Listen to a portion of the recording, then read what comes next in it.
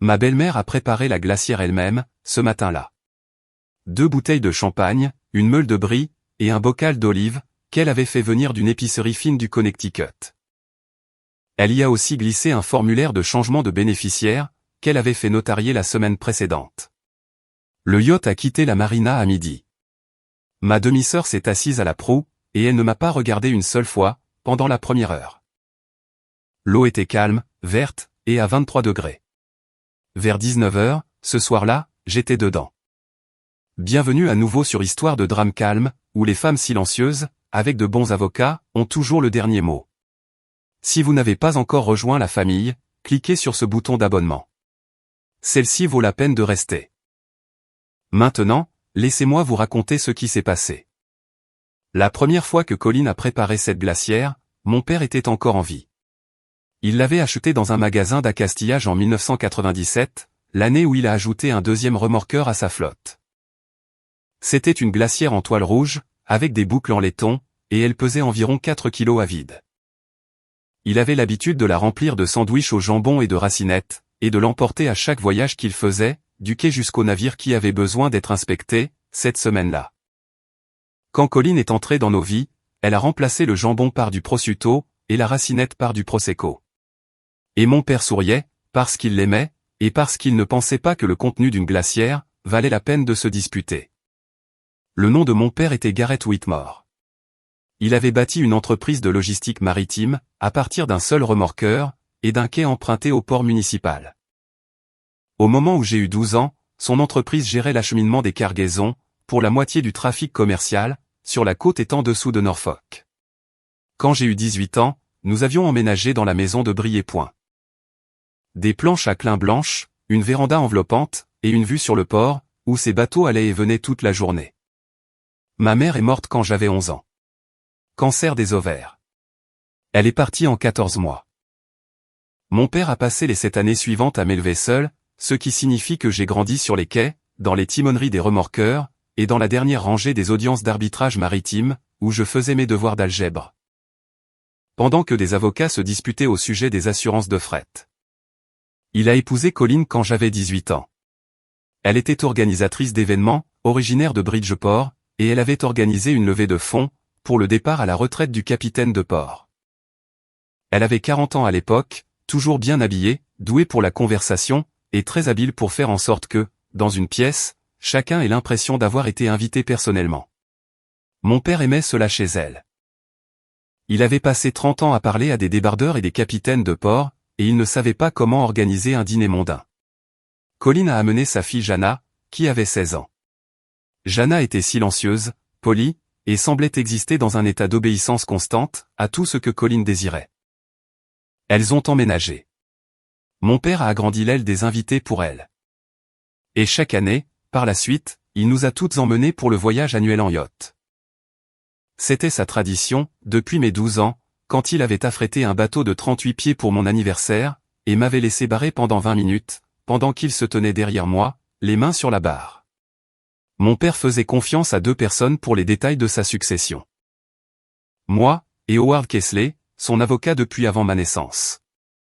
Mon père est mort il y a 3 ans. Crise cardiaque à son bureau. Une main sur un manifeste d'expédition, et l'autre sur une tasse de café, qui était encore chaude quand sa secrétaire l'a trouvée. La lecture du testament a eu lieu un jeudi. Howard Kesley était assis en bout de table, dans la salle de conférence de son bureau en centre-ville, et Colin était assise en face de lui, dans une robe noire, qu'elle avait achetée la veille. Je pouvais dire qu'elle était neuve, car l'étiquette était encore cachée à l'intérieur du col. Jana était assise à côté d'elle, les yeux rivés sur son téléphone. Howard a lu les dispositions pertinentes, dans l'ordre où mon père les avait arrangées. J'ai reçu la participation majoritaire dans l'entreprise, par le biais d'une fiducie irrévocable, que mon père avait établie 10 ans plus tôt, lorsqu'il avait 53 ans, et était en parfaite santé. La fiducie était gérée par un administrateur indépendant, Howard lui-même, et comprenait des dispositions pour les bénéficiaires remplaçants, des allocations caritatives, et ce que les documents légaux appelaient une clause d'incessibilité. Ce qui signifiait que personne ne pouvait engager, vendre, ou transférer mes intérêts à qui que ce soit d'autre, y compris par décision de justice. Colin a reçu le droit de vivre dans la maison de Brie-et-Point, pour aussi longtemps qu'elle le souhaiterait. Elle a également reçu une allocation mensuelle de 12 000 $, tirée d'un compte séparé, que mon père avait financé à cet effet. Elle n'a rien reçu d'autre. Elle a regardé Howard, de la même façon que l'on regarde quelqu'un qui a déplacé vos meubles, pendant que vous dormiez. C'est tout, a-t-elle dit. Howard a fermé le dossier. C'est l'intégralité de la distribution. Colleen n'a pas pleuré. Elle n'a pas élevé la voix. Elle s'est levée, a lissé l'ourlet de sa nouvelle robe, et est sortie du bureau. Jana l'a suivie. Ni l'une ni l'autre ne m'a dit au revoir, ni à moi, ni à Howard. Au cours des 6 mois suivants, Colleen a commencé à redécorer la maison. De petits changements au début. De nouveaux rideaux dans la salle à manger, un tapis différent dans le hall d'entrée, puis de plus importants. Mes photos d'enfance ont disparu du mur de l'escalier. Les aquarelles de ma mère ont été remplacées par des impressions abstraites, que Colleen avait commandées dans un catalogue. La serrure de la cave à vin a été changée. La serrure de l'armoire à linge a été changée. Je n'ai rien dit à propos de tout cela, car mon père voulait qu'elle soit dans cette maison, et je respectais ses volontés. En mars, Colleen avait engagé son propre avocat. Je l'ai découvert parce qu'il a envoyé une lettre à Howard Kesley. Howard m'a appelé cet après-midi-là. Il a dit 3 mots. Elle passe à l'action. Howard a tout expliqué au téléphone, ce soir-là. L'avocat de Colleen avait déposé une requête auprès du bureau des successions du comté, pour contester la fiducie, pour des motifs d'influence indue. L'allégation affirmait que mon père n'était pas sain d'esprit, lorsqu'il a établi la fiducie, et que je l'avais poussé à exclure Colleen de tout héritage significatif. L'ironie de la situation était presque architecturale. Mon père avait créé cette fiducie 10 ans avant sa mort, durant une période où il venait de passer un examen médical complet, de renouveler sa licence de pilote pour son Cessna, et de négocier personnellement un contrat de fret à 9 chiffres, avec un consortium maritime européen. La contestation était sans fondement, et n'importe quel juge, en vérifiant la date de création, la rejetterait avant le déjeuner. J'ai demandé à Howard si nous devions nous inquiéter. La fiducie est blindée, a-t-il dit. Mais je fais ce métier depuis 40 ans, Mila. Quand les options légales s'épuisent, les gens deviennent créatifs. Je n'avais pas complètement compris ce qu'il voulait dire, sur le moment. Dans les semaines qui ont suivi, Colleen est devenue plus chaleureuse. Elle a commencé à préparer le dîner le dimanche. Du poulet rôti, des pommes de terre, une salade avec de la bonne huile d'olive. Elle a suggéré un week-end au spa, pour nous 3. Elle a commencé à m'appeler ma chérie dans le couloir, ce qu'elle n'avait jamais fait auparavant. Elle m'a apporté du café tous les matins, pendant 2 semaines d'affilée. Même tasse, même heure, même sourire. Elle le posait sur le comptoir, disait « Bonjour, ma chérie », et attendait que j'en prenne une gorgée, avant de quitter la cuisine. J'ai remarqué le changement. J'ai cru qu'elle acceptait la réalité. Avec le recul, j'aurais dû voir le schéma. Chaque geste de chaleur était une mesure. Elle calculait la quantité de confiance qu'elle devait bâtir, avant de pouvoir tout dépenser en un seul après-midi. Fin mai, Colleen a suggéré le voyage annuel en yacht. Nous n'en avons pas fait depuis la mort de ton père, a-t-elle dit doucement, lors du dîner du dimanche. Cela fait 3 ans que ton père est parti, a-t-elle ajouté. Faisons-le bien, cette fois. Juste nous 3. Toi, moi, et Jana. Jana a levé les yeux de son assiette. Quelque chose a traversé son visage. Pas tout à fait de la peur, pas tout à fait de la reconnaissance. C'était parti, avant que je ne puisse mettre un nom dessus. J'ai dit oui. J'ai dit oui, parce que mon père aimait ce voyage plus que toute autre tradition qu'il n'ait jamais eue, et que je n'étais pas prête à le laisser mourir. J'aurais dû le laisser mourir. Le matin du voyage, j'ai préparé un sac en toile, avec de la crème solaire, un roman que j'avais l'intention de finir depuis février, et le vieux compas de mon père. C'était un Brinton en laiton, qu'il avait acheté en 1989 à un capitaine de la marine marchande à la retraite, à Galveston. L'homme lui avait dit, il ne vous dira pas où aller. Il vous dira dans quelle direction vous regardez déjà. Mon père l'avait emporté lors de chaque voyage après cela, et je le portais dans la poche de ma veste, depuis le jour de sa mort. À la marina, le yacht était déjà préparé. Colleen était arrivée en avance. Elle se tenait sur le quai, dans un pantalon en lin blanc, avec une nouvelle montre que je n'avais pas encore vue, en or, avec un bracelet fin. La glacière était à ses pieds, remplie et bouclée. 2 membres d'équipage attendaient sur le pont arrière. Je ne reconnaissais aucun des deux. Où est le capitaine Engel, ai-je demandé. En vacances, a répondu Colin. J'ai engagé des remplaçants. Ils m'ont été chaudement recommandés. Les 2 hommes m'ont fait un signe de tête, sans se présenter. L'un était trapu, avec un coup de soleil. L'autre était mince, et portait des lunettes de soleil miroir, qui reflétaient le quai derrière moi. Aucun ne portait d'uniforme. Aucun ne portait de badge nominatif. Je suis monté à bord. Jana était déjà sur la proue, assise dans l'une des chaises rembourrées, son téléphone entre les mains, en train de faire défiler l'écran. Elle n'a pas levé les yeux quand j'ai embarqué. Elle n'a pas dit bonjour. La seule reconnaissance que j'ai eue, fut le léger mouvement de ses épaules, la façon dont une personne s'ajuste, quand elle sait que quelqu'un la regarde, et qu'elle ne veut pas être la première à parler. La première heure s'est passée sans incident. Nous sommes sortis du port au moteur, vers le large, le long de la côte. Le soleil était haut, le vent était léger, et l'eau était si plate, que l'on pouvait voir le reflet de la coque, traînant derrière nous comme une ombre. Colin a ouvert le champagne à 14 heures, et a servi 3 coupes. À la famille, a-t-elle dit en levant la sienne. J'ai bu. Jana a bu. Le champagne était froid, et très sec. J'ai vérifié le compas une fois, par habitude. L'aiguille pointait vers le nord. Nous nous dirigions vers le sud-sud-est, le long de la côte, vers une étendue de crique où mon père avait l'habitude de jeter l'ancre.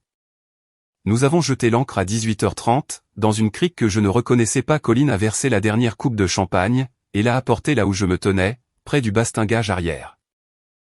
Magnifique soirée, a-t-elle dit, puis elle s'est penchée assez près pour que je puisse sentir l'odeur du brie sur son haleine, et elle a murmuré quelque chose que je n'oublierai jamais. Dis bonjour au requin pour moi. Sa main a frappé le centre de mon dos, avant même que le dernier mot ne quitte sa bouche. Le bastingage a cédé. Pas de la façon dont une balustrade plie sous le poids.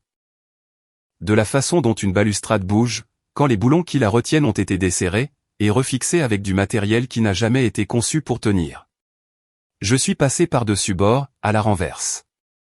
L'eau n'était pas froide. Ce fut la première chose que j'ai enregistrée. 23 degrés, aurait dit mon père. Il connaissait toujours la température de n'importe quel plan d'eau, à 2 degrés près.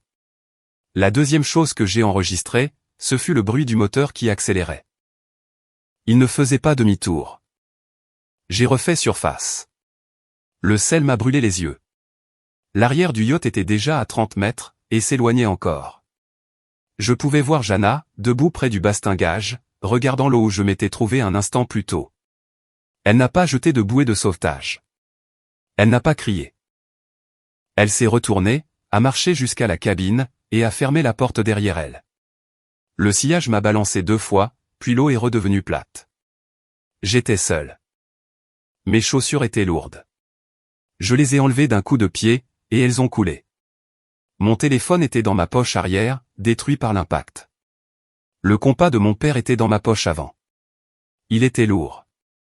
Du laiton, du verre, et une aiguille qui pointait vers le nord, depuis 1989. Je l'ai gardé. J'ai fait du surplace, et j'ai regardé vers le rivage. Je pouvais voir la côte, une ligne sombre avec quelques lumières dispersées. 2 kilomètres, peut-être moins. Mon père m'avait appris à nager dans le port, quand j'avais 5 ans. Il disait que la fille d'un capitaine qui ne savait pas nager, était un poids mort, et qu'il n'élevait pas de poids mort. J'ai commencé à nager. Au bout de 20 minutes, une crampe a frappé mon mollet gauche. Je me suis roulé sur le dos, j'ai fait la planche, et j'ai attendu que ça passe. Le ciel passait de l'orange au violet. Les premières étoiles apparaissaient. J'ai pensé à mon père. J'ai pensé à la façon dont il aurait vérifié lui-même les boulons du bastingage, avant chaque voyage, car c'était le genre d'homme qu'il était. J'ai pensé au murmure de Colin. J'ai pensé à Jana, fermant la porte de la cabine. Puis j'ai vu des lumières. Pas des lumières de la côte, des lumières en mouvement. Basse sur l'eau, un chalutier, une voix dans un haut-parleur. Vous, dans l'eau? Restez où vous êtes. Le capitaine d'Al Buchanan, 71 ans, vétéran du Vietnam, m'a hissé à bord, avec une gaffe, et une poigne qui aurait pu tordre une barre d'armature. Vous êtes tombé d'un bateau de fête, a-t-il demandé. Quelque chose comme ça, ai-je répondu. Dal n'a pas posé beaucoup de questions. Il m'a tendu une couverture en laine, qui sentait le poisson et le diesel, a versé du café d'un thermos dans une tasse en acier, et m'a désigné un banc boulonné au pont, près de la timonerie. Le chalutier n'était pas confortable. C'était un bateau de travail. Des filets empilés à l'arrière, des taches de rouille sur les taquets, une radio crépitant de statique dans la cabine. Mais c'était solide, et c'était au-dessus de la ligne de flottaison. Et c'était suffisant. Vous êtes blessé, a-t-il dit. Non. Vous voulez appeler quelqu'un? Oui. Il m'a tendu le téléphone satellite. Il était lourd, de la taille d'une brique, avec une antenne en caoutchouc. J'ai appelé Howard Kesley. Il a répondu à la deuxième sonnerie, ce qui m'a indiqué qu'il était encore à son bureau à 21h, ce qui m'a indiqué que rien n'avait changé chez Howard, en 34 ans. Mila, a-t-il dit. Je suis en vie. Colin m'a poussé du yacht. Silence. 5 secondes. 5 secondes, c'est très long, pour un homme qui facture par tranche de 6 minutes. Où êtes-vous, a-t-il demandé. J'ai regardé Dal. Dal a regardé l'écran de son GPS. Il a lu les coordonnées. Howard les a répétées. N'appelez personne d'autre, a dit Howard. Ni la police, ni Colin, ni Jana. Pourquoi? Parce qu'en ce moment même, Colin croit que vous êtes morte. Si elle croit que vous êtes morte, elle va passer à l'action. Elle va déposer des réclamations. Elle va contacter son avocat. Elle va accéder à ce qu'elle pense pouvoir accéder. Et chaque mouvement qu'elle fera, dans les prochaines 48 heures, sera une preuve documentée de son intention criminelle. J'ai compris. Mon père faisait confiance à Howard pour une bonne raison. Donnez-moi 48 heures, a-t-il dit. J'aurai tout ce dont nous avons besoin. J'ai raccroché. J'ai regardé Dal. Il était appuyé contre la porte de la timonerie, les bras croisés, sans faire semblant de n'avoir pas entendu. Quelqu'un a essayé de vous faire du mal, a-t-il dit. Ce n'était pas une question. Oui. J'ai besoin d'être invisible pendant quelques jours. 2 jours. Il a hoché la tête. J'ai passé 14 mois invisible, dans une jungle près de Da Nang. 2 jours sur un bateau de pêche, ce n'est rien. Il est retourné dans la timonerie, sans ajouter un mot. Je me suis assise sur le banc, avec la couverture sur les épaules, et le compas de mon père dans la main. Le laiton était encore tiède, de ma poche. L'aiguille était stable. Je l'ai tenu, j'ai regardé les lumières de la côte, et je n'ai pas dormi, pendant très longtemps. Ce que je vais vous dire maintenant, c'est ce que Howard m'a raconté 48 heures plus tard, après que son expert comptable judiciaire et son enquêteur à la retraite eurent fini de documenter chaque geste que Colin avait fait, pendant qu'elle me croyait au fond de l'océan. La chronologie était précise. Howard aimait la précision. 7 heures du matin, le lendemain de ma chute par-dessus bord, 12 heures après avoir touché l'eau, Colin a appelé la garde côtière, pour me signaler disparu en mer 12 heures. Elle a attendu 12 heures, avant d'appeler qui que ce soit. 7h42 du matin, Colin a appelé son avocat, Pritchard. 9h15 du matin, Pritchard a déposé une requête d'urgence, auprès du tribunal du comté, pour préserver les actifs de la succession, au nom de Colin, en tant que seule parente survivante. 11h30 du matin, Colin a appelé la compagnie d'assurance. Ce fut le premier des 3 appels qu'elle a passé ce jour-là.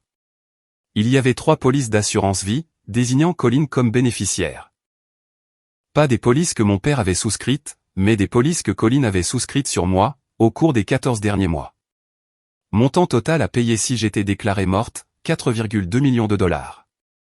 2 de ces polices avaient moins de 6 mois. 14 heures de l'après-midi, un serrurier est arrivé à la maison.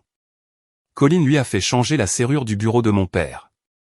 Le bureau qui contenait les seules copies physiques de certains documents de la fiducie, dont elle connaissait l'existence. 16h10 de l'après-midi, Jana a posté sur les réseaux sociaux, « S'il vous plaît, priez pour ma sœur ». C'était la première fois que Jana m'appelait sa sœur en public.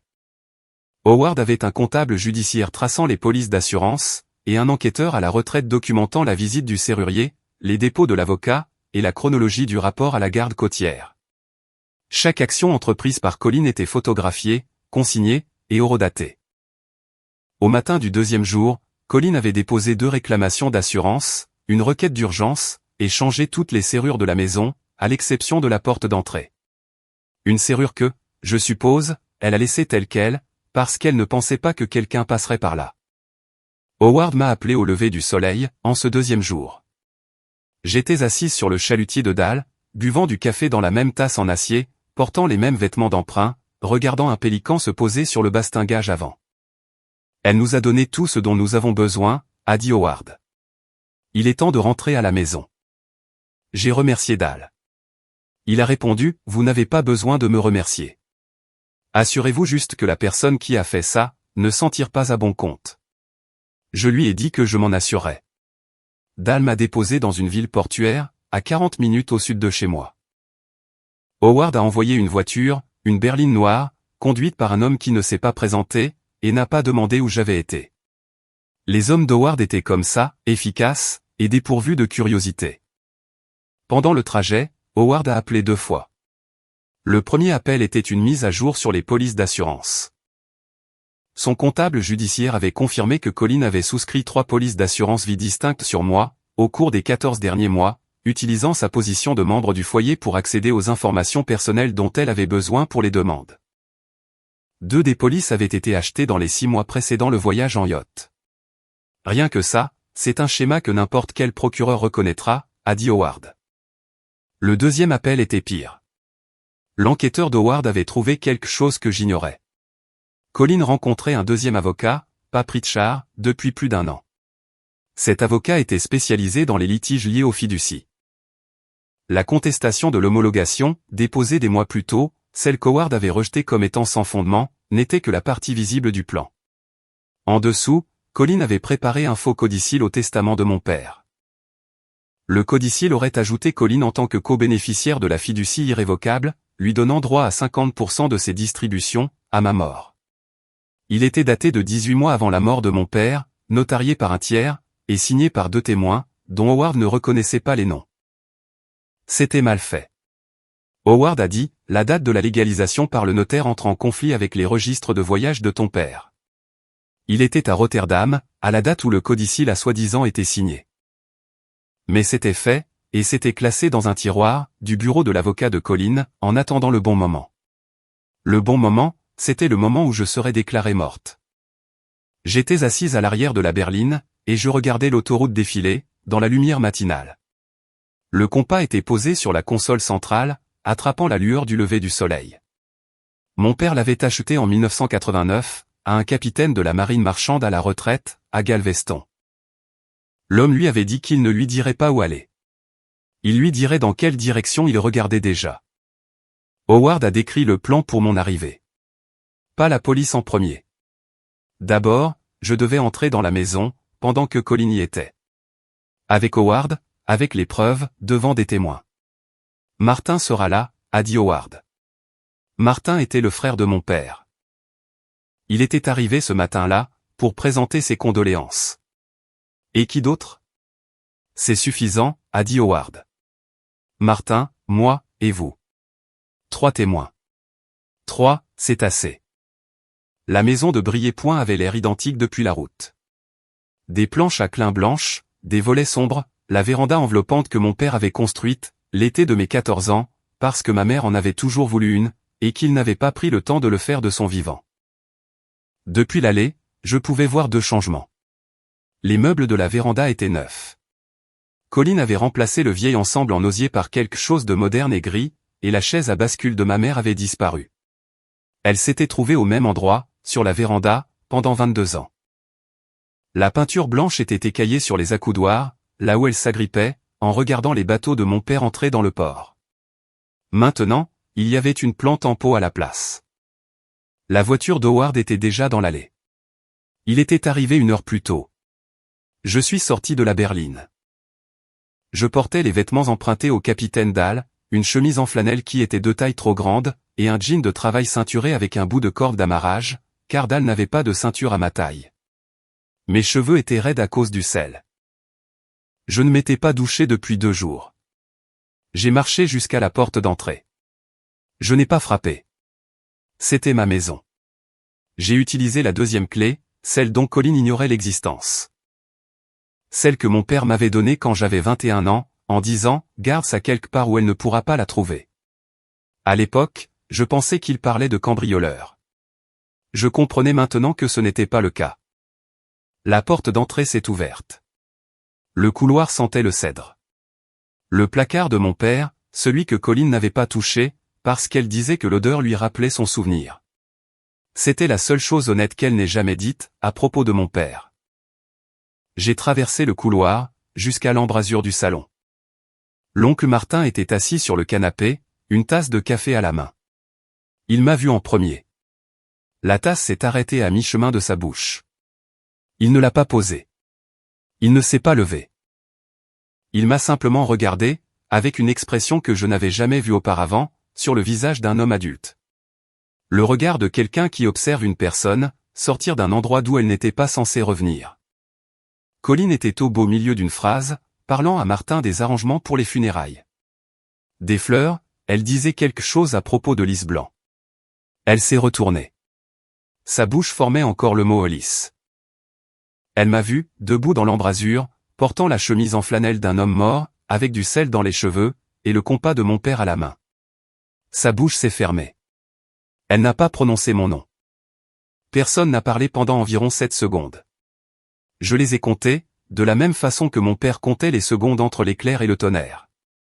Pas pour la précision, mais pour avoir quelque chose à quoi me raccrocher.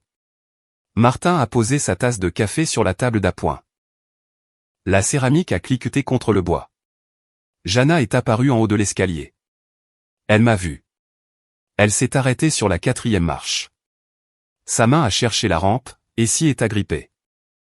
J'ai marché vers le fauteuil de mon père, celui que Colin n'avait pas déplacé, parce qu'il était trop lourd, et je m'y suis assise. Howard est entré dans la pièce derrière moi. Il tenait une enveloppe en papier manille.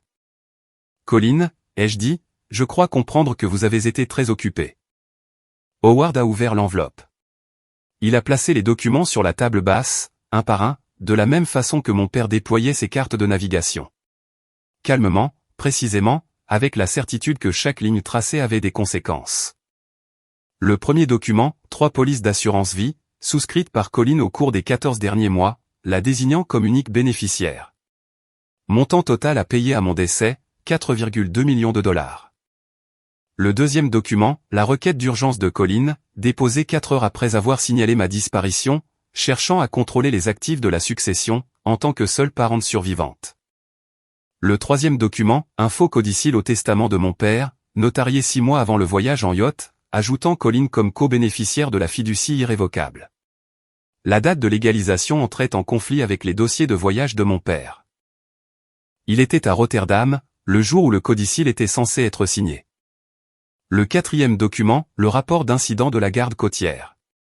Heure de l'incident, environ 19 heures. Heure du rapport, 7 heures, le lendemain matin. Un écart de 12 heures. Howard a posé son stylo plume sur la table, à côté des documents, et a refermé le capuchon d'un clic. Madame Whitmore, a-t-il dit, la fiducie établie par votre mari est irrévocable, et contient une clause d'incessibilité. Même si Mila était morte, les actifs auraient été transférés à la Fondation maritime Garrett Whitmore. Pas à vous, ni à personne d'autre dans cette pièce. Il a fait une pause. Les réclamations d'assurance sont frauduleuses. Le codicile est un faux, et la garde côtière a été informée de votre délai de signalement de 12 heures. Le visage de Colin ne montrait pas de colère. Il ne montrait pas de peur. Il montrait quelque chose de pire. L'expression de quelqu'un qui réalise qu'il a détruit sa propre vie, pour quelque chose qu'il n'allait jamais obtenir de toute façon. Martin a regardé Colin. Puis il a regardé la table. Il n'a pas repris son café. Dans l'escalier, Jana pleurait. Elle n'avait pas bougé de la 4e marche. Howard a fait glisser le faux codicile à travers la table, vers Colin. Vous pouvez garder cette copie, a-t-il dit. Nous avons l'original. Si vous vous êtes déjà assis en face de quelqu'un, qui vous a souri, tout en prévoyant de vous prendre tout ce que vous aviez, vous savez exactement ce que l'on ressent à cet instant précis. La différence entre moi et beaucoup de gens, dans cette situation, c'est que j'avais un père qui planifiait à l'avance. Mais ce n'est pas le cas de tout le monde. Alors, si cette histoire vous rappelle quelqu'un dans votre vie, respirez un bon coup. Et si vous ne l'avez pas encore fait, cliquez sur ce bouton d'abonnement. La suite est le moment où les choses se détricotent vraiment. Les 40 minutes suivantes ont produit 14 appels téléphoniques. Je le sais, parce que Howard les a tous notés. 15h14 Martin a appelé sa femme, Carole. Il lui a raconté ce qui s'était passé. Je pouvais entendre la voix de Carole à travers le téléphone, depuis l'autre bout de la pièce. Elle a dit un mot, puis elle l'a répété plus fort. 15h22 Carole a appelé la sœur de Colin, en Pennsylvanie. Je ne sais pas ce qu'elle a dit, mais l'appel a duré 9 minutes. 15h31 la sœur de Colin a appelé Colin. Colin n'a pas répondu. Elle était assise dans la même chaise, regardant les documents sur la table basse, comme s'ils pouvaient se réarranger, pour former une histoire différente. 15h45 Colin a pris son téléphone, et a appelé Pritchard. La conversation a duré moins de 2 minutes. Quoi qu'il ait dit, Colin a raccroché, et a posé le téléphone, face contre la coudoir.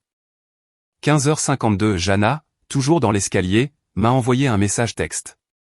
J'ai senti mon téléphone d'emprunt vibrer dans ma poche. Howard m'avait donné un téléphone prépayé dans la voiture. Jana avait, d'une manière ou d'une autre, obtenu le numéro. Le texto disait, « Je ne savais pas pour les polices d'assurance. Je jure que je ne savais pas. » 16h03 Martin a appelé sa fille à Boston. 16h09 la fille de Martin a appelé l'ancien partenaire commercial de Garrett. 16h14 le partenaire commercial a appelé Howard, qui a laissé le téléphone basculer sur la messagerie vocale, parce qu'il se tenait dans mon salon, regardant une famille se désintégrer en temps réel. Colin s'est levée à 16h18. Elle a marché vers le bureau de mon père sans dire un mot, a ouvert la porte avec la clé pour laquelle elle avait fait changer les serrures, est entrée, et s'est enfermée à l'intérieur. Le bruit de la porte du bureau qui se refermait, fut le seul son fort dans la maison, cet après-midi-là. Martin s'est tourné vers moi. « As-tu appelé la police ?»« Pas encore. » Howard a expliqué. L'implication de la police viendrait, mais d'abord, il fallait que l'avocat de Colin arrive, pour que chaque conversation soit observée et documentée. Ce n'était pas une question de vengeance. C'était pour s'assurer que chaque élément de preuve soit manipulé, d'une manière qu'un procureur puisse utiliser.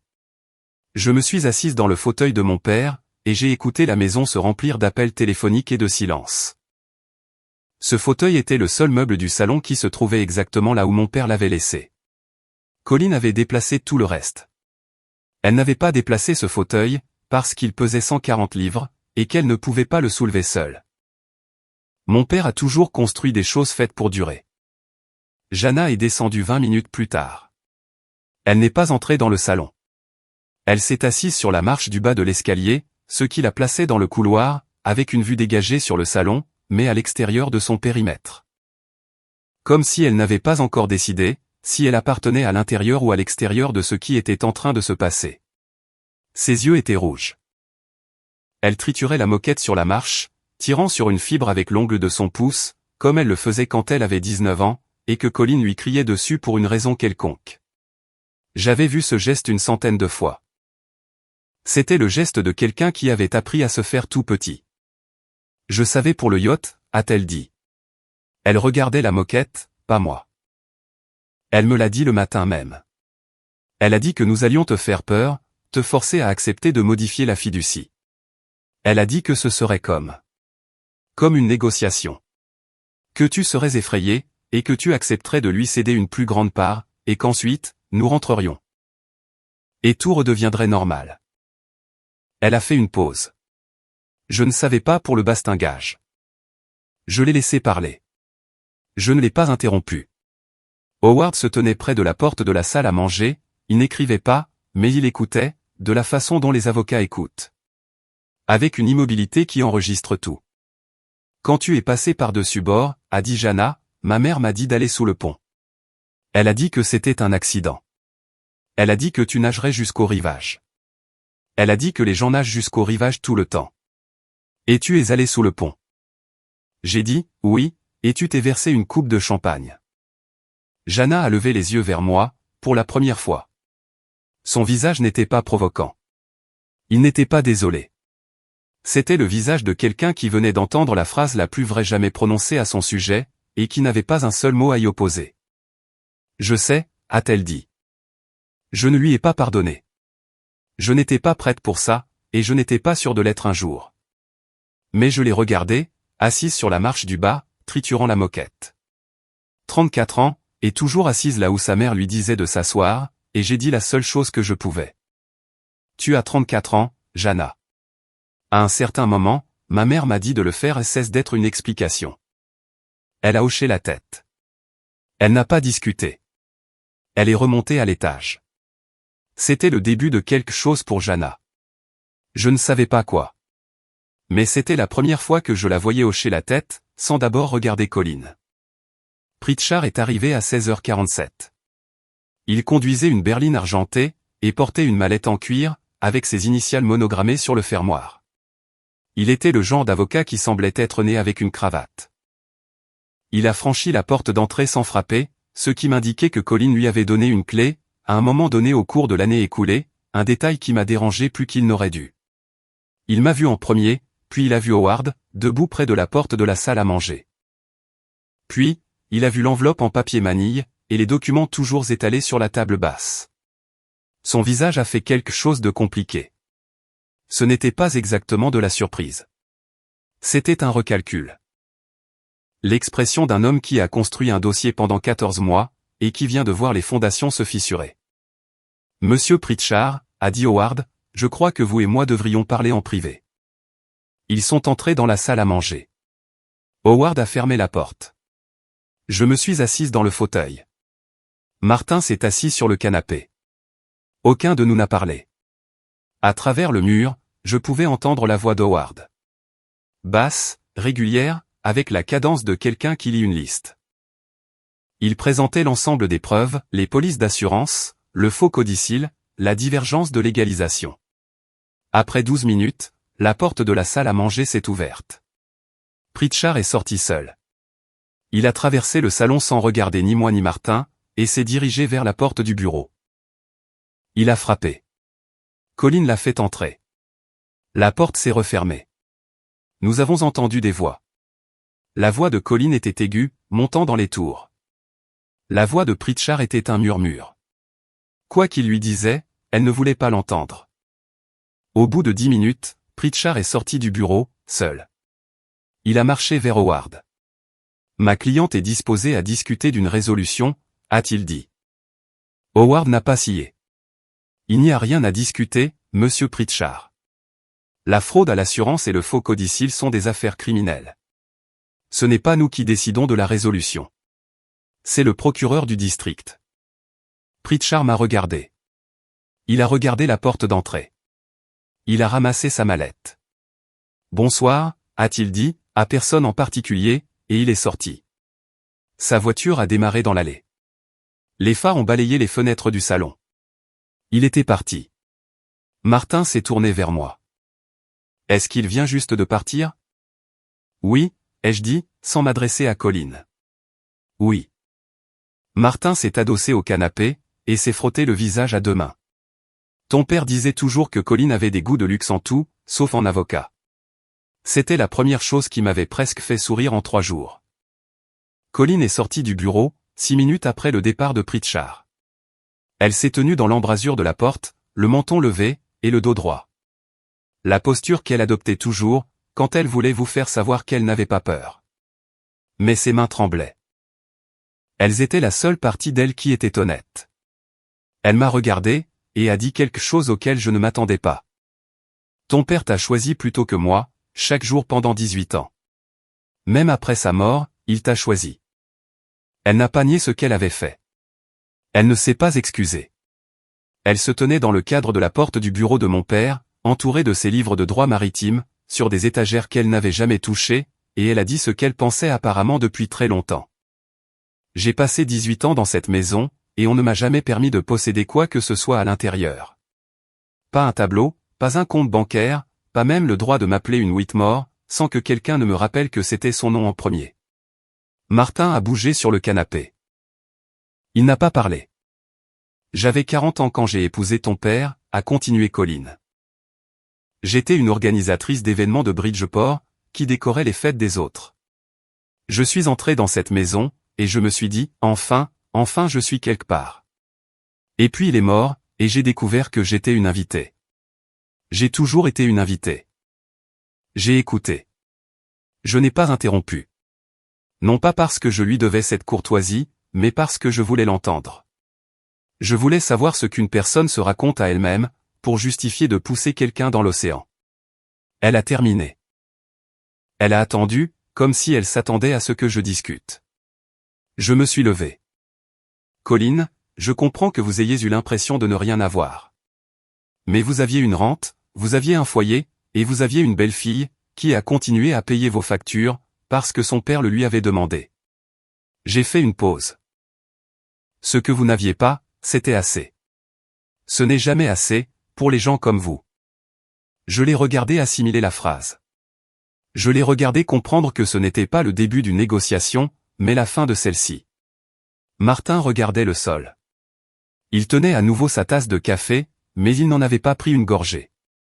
La maison était très silencieuse. À travers la fenêtre, derrière Colline, je pouvais voir le port. Les premières lumières s'allumaient. Je les ai comptées sans le vouloir. Une habitude héritée de mon père, qui comptait toujours les lumières à la tombée de la nuit, car cela lui indiquait combien de bateaux étaient encore sortis. Cette lumière.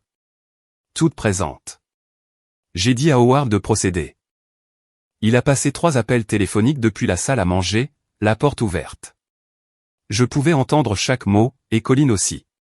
Et je savais que c'était l'intention d'Howard. Le premier appel était pour son bureau.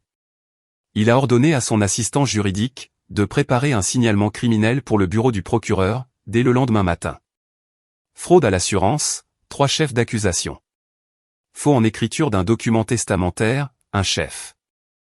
Mise en danger de la vie d'autrui, un chef.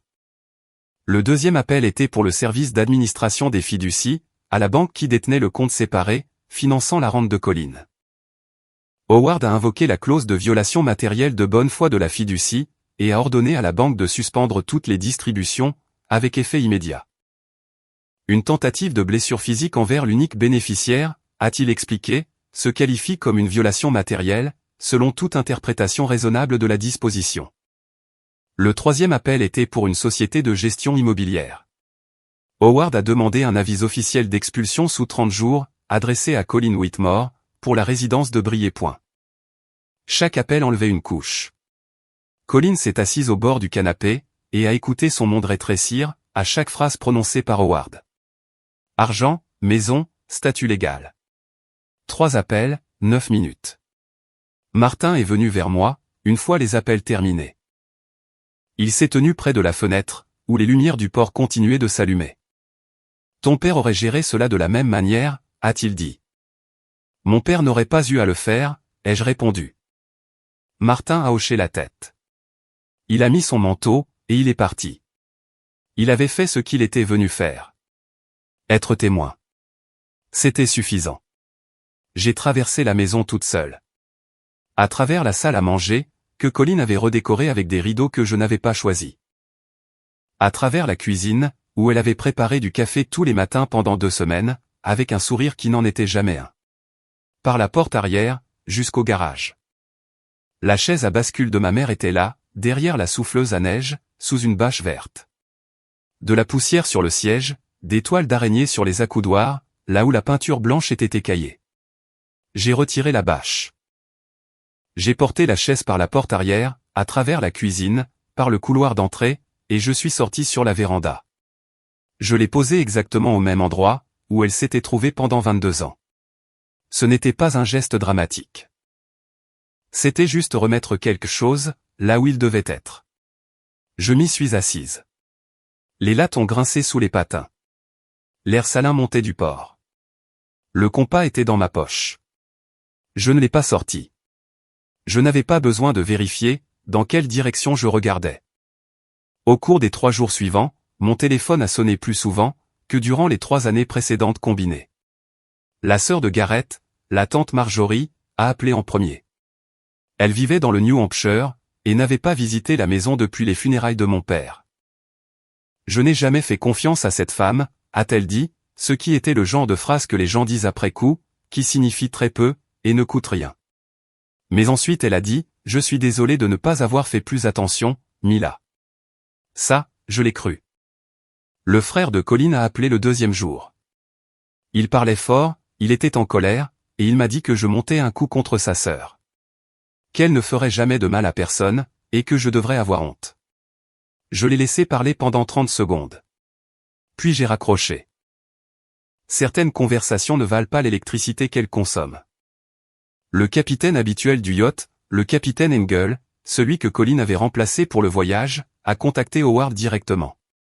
Il a dit que Colin l'avait annulé, 3 jours avant le départ prévu, et lui avait dit qu'elle avait engagé un équipage privé pour une plus petite sortie. Il a trouvé ça inhabituel, parce qu'il commandait le yacht des Whitmore depuis 11 ans, et n'avait jamais été remplacé.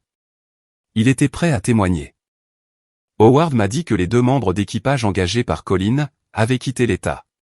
Aucun dossier d'emploi, aucune licence de capitaine enregistrée. Ils avaient été payés en espèces. L'enquêteur d'Howard a retrouvé la trace de l'un d'eux, dans une marina de Caroline du Sud, où il travaillait sous un faux nom. L'autre n'avait pas été retrouvé. Un équipage légitime ne se fait pas payer en liquide, pour ensuite disparaître, a dit Howard. Le 3e jour, un journal local a publié un court article. Le titre mentionnait une héritière maritime, et un incident en mer. Je n'ai pas lu plus loin que le titre. Howard a géré la demande de la presse avec une déclaration de 2 phrases, et une demande de respect de la vie privée. Je suis allé au bureau, à l'entreprise de mon père. Le plateau des opérations était silencieux quand je suis entré. Les gens m'ont regardé, puis ont regardé leurs écrans, puis m'ont regardé à nouveau. Mon directeur des opérations, un homme nommé Decker, qui travaillait pour mon père depuis que j'étais au lycée, s'est approché de mon bureau. Nous avons entendu la nouvelle, a-t-il dit. De quoi avez-vous besoin? J'ai besoin du rapport trimestriel sur mon bureau d'ici jeudi. Il m'a regardé de la même façon que Dal m'avait regardé sur le chalutier. L'expression de quelqu'un qui a décidé de ne pas remettre en question votre méthode de survie. Jeudi, a-t-il dit, vous l'aurez. Les 30 jours ont passé. De la même façon que le temps passe. Parfois vite, parfois lentement, mais toujours vers l'avant. Colin a fait ses cartons. Elle n'a pas demandé d'aide, et personne ne s'est proposé. Elle a traversé la maison avec des boîtes en carton et du ruban adhésif, pièce par pièce, remplissant chaque boîte avec les choses qu'elle avait accumulées, en 18 ans passés à être Madame Whitmore. Je voyais les boîtes empilées dans le couloir de l'aile des invités, quand je rentrais du travail chaque soir. Elles étaient étiquetées avec l'écriture de Colin. Soignée, précise, la calligraphie d'une femme qui avait passé sa carrière à écrire des marque-places pour les tables des autres. Elle a pris des choses auxquelles je m'attendais.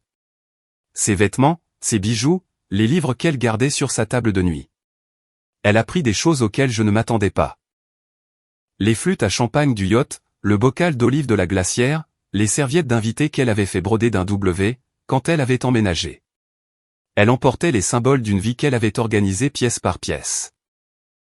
De la même façon qu'on démonte un décor de théâtre, après la dernière représentation.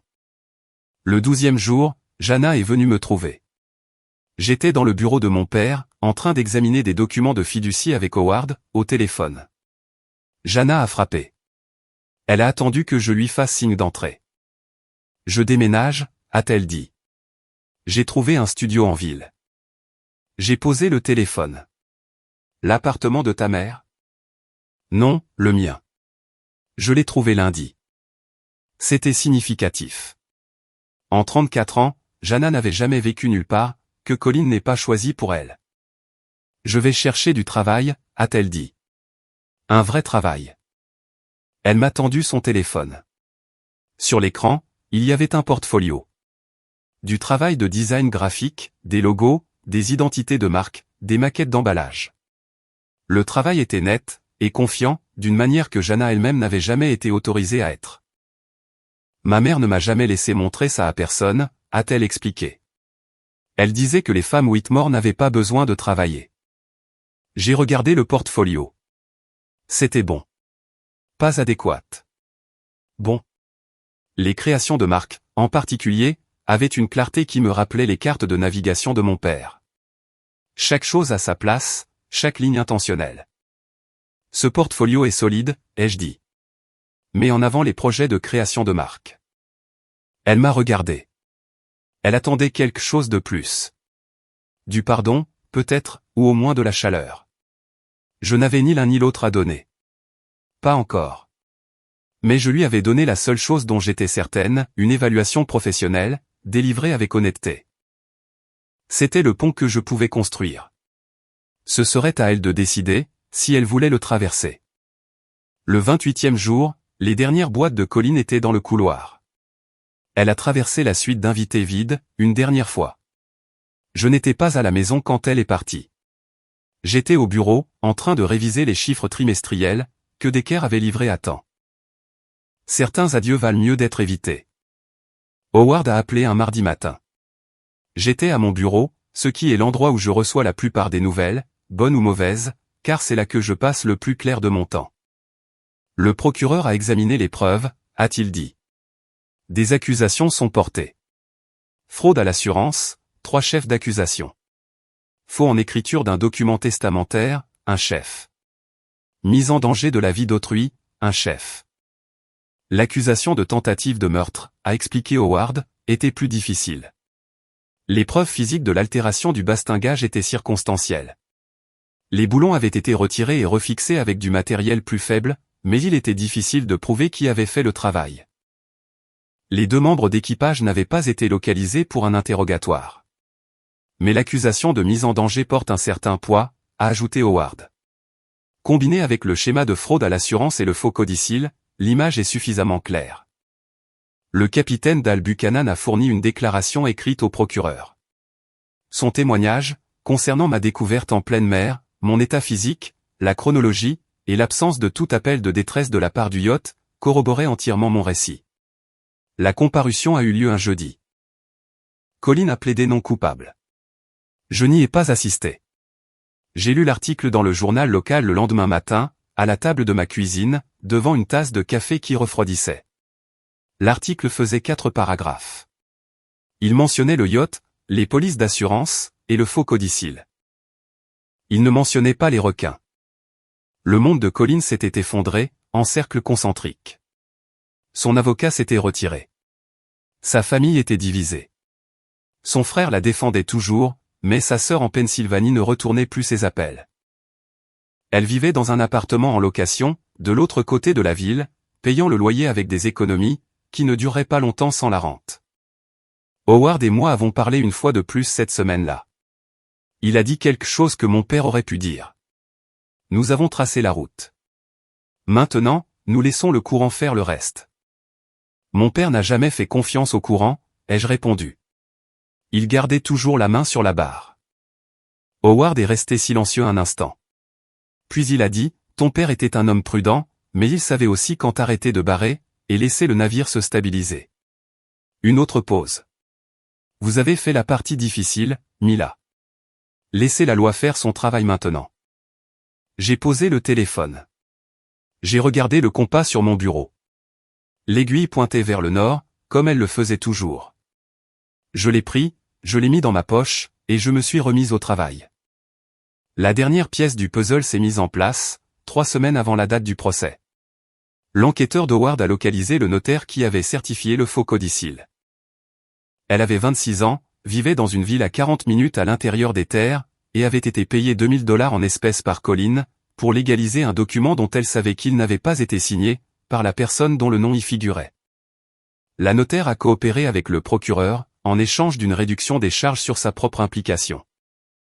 Elle a fourni des messages textes de Colline organisant la rencontre, des photographies du paiement en espèces. Colline l'avait compté sur la table de la cuisine de la notaire et un enregistrement qu'elle avait fait sur son téléphone, pendant la transaction. Elle a dit qu'elle avait fait l'enregistrement au cas où. Howard m'en a parlé au téléphone. Elle avait 26 ans et elle avait peur. Il a dit que Colline lui avait assuré que ce n'était qu'une simple formalité, que la famille était d'accord, et que personne n'y regarderait jamais à 2 fois. Et elle l'avait cru. Elle a cru aux $2000. Comme les gens le font souvent, a ajouté Howard. Les preuves fournies par la notaire étaient dévastatrices pour la défense de Colline.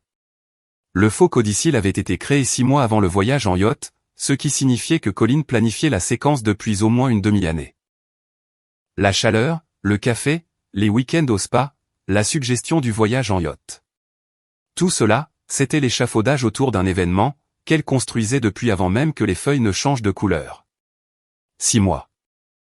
Elle se préparait pour ce moment précis, où elle m'a chuchoté à l'oreille, tout en m'apportant du café, en m'appelant ma chérie, et en levant son verre à la famille. Howard a rappelé la semaine suivante. Une négociation de plaidoyer est en cours. Son avocat commis d'office lui a recommandé de l'accepter. J'ai regardé le compas sur mon bureau. Que propose-t-il? 5 à 8 ans pour les accusations de fraude.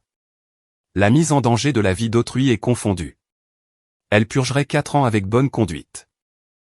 Est-ce juste? Howard est resté silencieux pendant un long moment.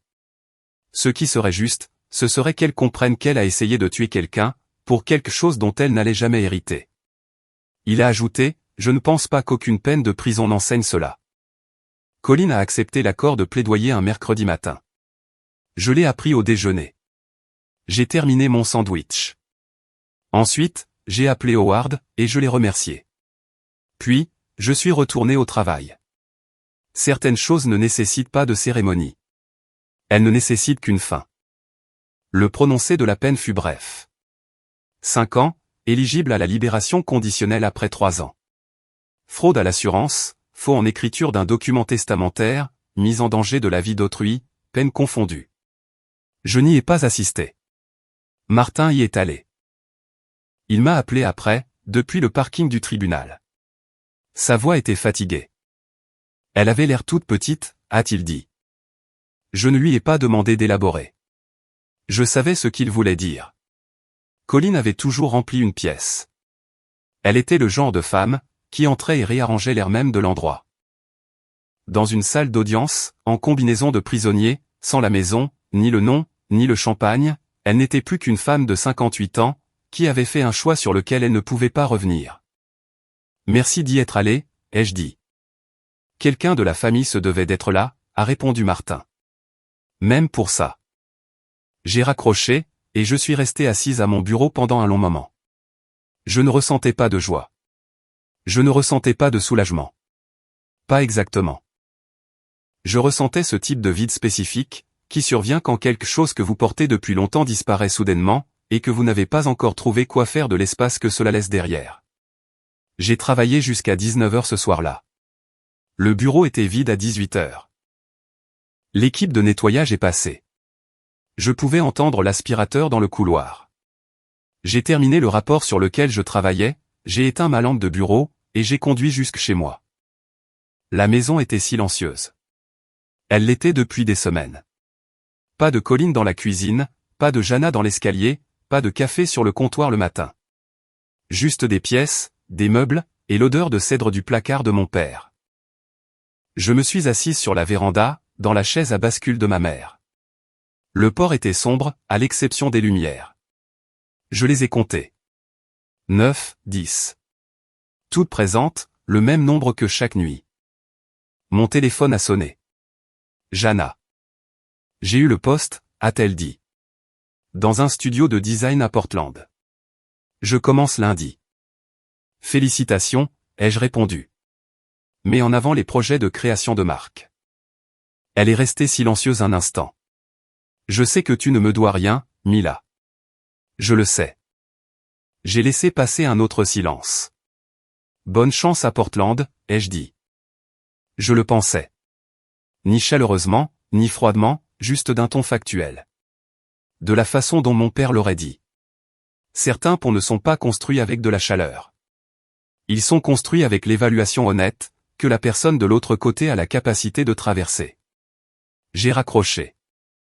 La chaise à bascule a grincé sur les lattes de la véranda. L'air salin. Les étoiles qui commençaient à apparaître. 6 mois plus tard, j'ai activé la fondation maritime Garrett Whitmore. Ce n'était pas obligatoire. La clause de bénéficiaire remplaçant de la fiducie avait désigné la fondation comme récipiendaire, en cas de décès. Mais j'étais en vie, et la fiducie restait à mon nom. Je l'ai activée, parce que mon père l'avait intégrée dans la structure de sa succession pour une raison, et que je comprenais enfin quelle en était la raison. La fondation finançait des formations sur la sécurité maritime, pour les équipages de pêche commerciale le long de la côte. Des formations sur les protocoles d'urgence, l'entretien des équipements, la navigation météorologique, et la survie en pleine mer.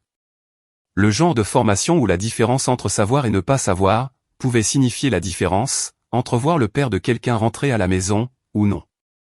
La première bourse a été nommée d'après le capitaine Dal Buchanan. Dal a assisté à la cérémonie d'annonce. Elle s'est tenue en plein air, près des quais, avec des banderoles bleu marine et blanches. Il portait son seul costume, bleu marine, un peu trop grand aux épaules. Il m'a serré la main avec la même poigne, qui m'avait tiré de l'eau. « Ton père et moi ne nous sommes jamais rencontrés, » a-t-il dit. « Mais je pense qu'on se serait bien entendu. Il vous aurait posé des questions sur votre bateau, ai-je dit. Il posait toujours des questions sur le bateau en premier. » Dal a souri. C'était la première fois que je le voyais sourire. Howard était là. Il se tenait près du fond, appuyé contre un pilier, ressemblant à un homme qui avait terminé un très long travail, et qui s'autorisait enfin à être fatigué. Il prenait sa retraite l'année suivante. 40 ans de droit des fiducies, de litiges successoraux, et d'affaires familiales Whitmore. Il est venu vers moi après la cérémonie. La dernière instruction de ton père pour moi, c'était, assurez-vous qu'elle n'ait pas besoin de moi, et que vous n'en ayez pas besoin non plus. Plus tard cette semaine-là, j'ai conduit jusqu'au cimetière. Garrett Whitmore. Père, mari, et capitaine bien-aimé. La pierre tombale était en granit simple, comme il le voulait. Pas de fioritures, pas de motifs nautiques, juste son nom, ses dates, et une seule ligne qu'il avait choisie lui-même. Laissez le quai propre. J'ai posé le compas sur la pierre tombale. Le laiton a accroché le soleil de l'après-midi. L'aiguille a oscillé, et s'est stabilisée. Puis je l'ai repris. Je n'en avais pas encore terminé avec lui. Je suis rentré chez moi. En chemin, je suis passé par la marina, où le yacht était toujours amarré. Je ne l'avais pas vendu. Je ne l'avais pas utilisé. J'ai ralenti, et je l'ai regardé par la fenêtre du côté conducteur. Coque blanche, garniture sombre, bastingage arrière remplacé. Un jour, je le sortirai. Quand l'eau ressemblerait à nouveau à l'eau de mon père. Pas encore. Le soir. Je me suis assise sur la véranda, dans la chaise à bascule. Le port s'étendait en contrebas de la maison, comme il l'avait toujours fait.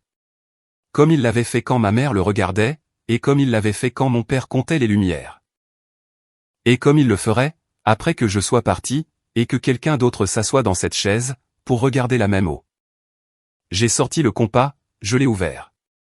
L'aiguille a balancé. Une petite hésitation, comme le fait une aiguille de compas lorsqu'elle se recalibre, après avoir été déplacée. Puis, elle s'est fixée sur le nord.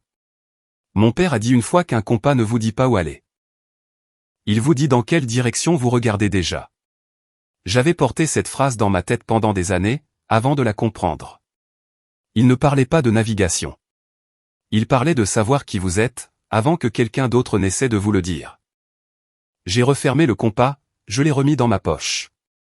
Le yacht était visible depuis la véranda, une forme blanche à la marina, éclairée par le dessous grâce aux lumières du quai. Le bastingage arrière avait été remplacé par du matériel de qualité marine, boulonné, soudé, et inspecté 2 fois. Howard s'en était occupé. Un jour, je le sortirai. Je remplirai la vieille glacière rouge moi-même.